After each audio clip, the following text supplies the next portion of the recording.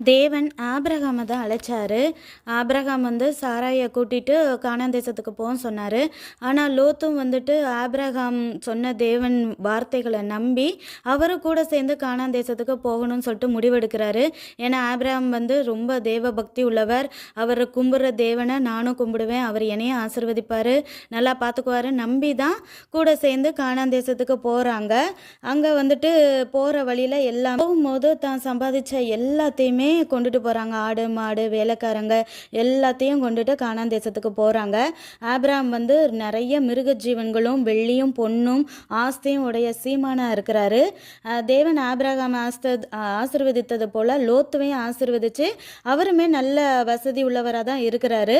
அப்போ ஒரு நாள் என்ன ஆகுதுன்னா, ஆபிரகாமுடைய மந்தை மேய்ப்பருக்கும் லோத்தோடைய மந்தை மேய்ப்பருக்கும் இடையில பயங்கர சண்டை வருது. அப்போ ஆபிரகாம் லோத்தை பார்த்து சொல்கிறாரு, நம்மலாம் சகோதரர்,